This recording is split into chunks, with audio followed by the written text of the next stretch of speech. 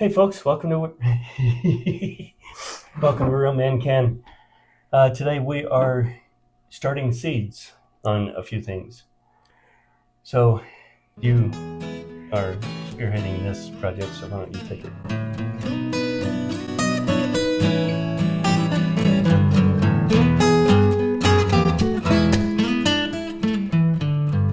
So our last frost date is April 24th. So we've got a little while before then, but I want to get my cold hardy seeds started so that I can transplant them out in a couple of weeks. So that's going to be cauliflower, um, um, broccoli, kohlrabi. I'm going to find my onion seeds, my Swiss chard seeds, cabbage, and Brussels sprouts. We're going to try Brussels sprouts this year. Generally, it's too hot, but we'll see what we can do. So here we go. So our last frost date is April 21st. Oh, right? sorry. Okay. Yeah. Just wanted to make sure. 21st, 24th. Yeah, Close enough. 3 days. Okay, I'm reusing my markers because it's so important to mark everything. Yeah, it is. Okay, so I got some seed starting mix, which is supposed to be finer. This is pretty chunky. I'm not sure I like it, but we'll see. And I added some slow release fertilizer. You don't necessarily need it on seeds, but after a couple of weeks, they do start needing nutrition in the soil. So I want to make sure that that's there. Can I ask one quick question? Sure. What are these two empty spots for? Oh, that's a good question. And actually, that was your idea. You leave a spot empty, a cell empty in your seed starting trays, and that's where you put water in, so the water wicks up from the bottom on all the cells instead of potentially drowning out small seeds or getting mold or fungus on them from being too moist. So the back of the seeds tells me to plant seeds 1/4 to a 1/2 inch deep. I think generally the rule is 1.5 times the length of the seed. But these things are babies. Mhm. So, Oh my goodness. yeah. And all of my seeds are a couple of years old. So I'm going to be doing more than one seed per cell, just in case their germination rate has been reduced just because of the time.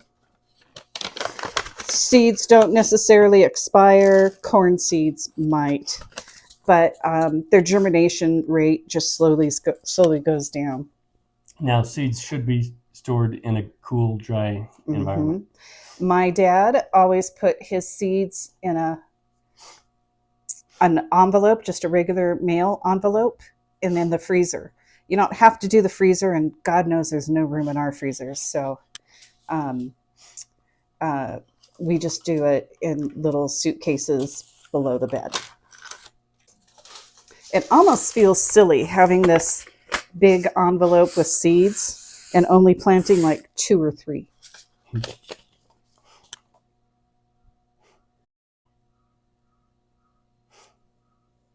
Now, do you plant more than what your goal is, your end goal? Yeah. Okay. Only because it's easier to kill a plant than to make one grow that hasn't grown. Yeah. So it does pay to be heartless when you're gardening, because when you have a spindly plant, you don't want to spend your resources and time and fertilizer on it. Sometimes it's better to just kill it than to baby it along. Just like Seymour.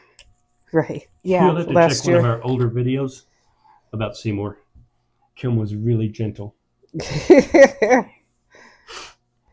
Now, while she's doing that, if a good rule of thumb in the garden, if you don't have a tape measure, a ruler, or anything, the distance between these two knuckles is typically 1 inch. So that'll just give you an idea. All right. Kohlrabi is an underused vegetable. It's related to like turnips and radishes. You can roast them. They're delicious and they're easy to grow. I grow ours in the green stalk. Like I said, it's underused. When I plant one, I'll bring you guys along for the ride, or when I pick one. I also have these awesome purple kohlrabi.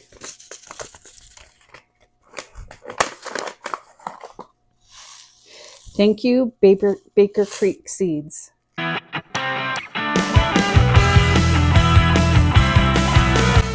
Also, we haven't drawn it out, but in our heads, we have which plants are going to go where. You kind of need to know so that you know how many you can plant, all of that good stuff. All right, so I'm going to start some Swiss chard, which is my favorite green. It's really easy to grow. It's actually related to beets. It's actually beet leaves. It's got a compound seed. So there's 4 seeds inside this bundle. So every one you plant, I'll plant it a little deeper because it's a bigger seed, we'll have 4 plants growing up. It's really important that you mark your seeds because they all look alike when they first come up.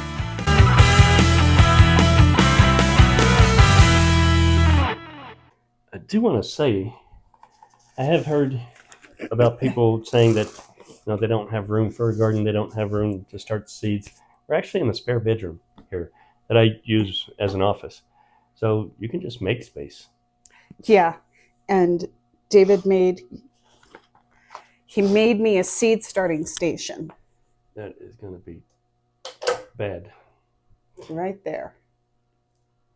Sorry. No. Hi, folks. We had a user error with the camera. I knocked the camera down and then didn't hit record, and so we finished the video without recording. So I was explaining that there's 3 more sets of cabbages that I'd like to plant, but I'm going to wait 2 weeks so that we can stagger them so that we don't have 12 heads of cabbage at one time. And so I think we're going to get a spreadsheet or something to say how many seeds we planted and what date, and then move on from there. That'll help us figure out what to plant when next year. You got anything? No. You're holding off on loofahs and squashes until closer to the frost date? Yeah, because they like heat, and we can't get this room warm the way they need the whole time. Okay. So are we going to try to germinate those and get them ready to plant right after? So we plant them right at frost date? So I'm thinking in another month we'll start them inside. Oh wow. Okay. And So mid-March. then, yeah, and then we'll plant some outside as well, direct sow. Oh, okay. Cool. And we'll figure out which way works best. All right. All right. Well, then, once again, we will sign off until next time. See you. Bye.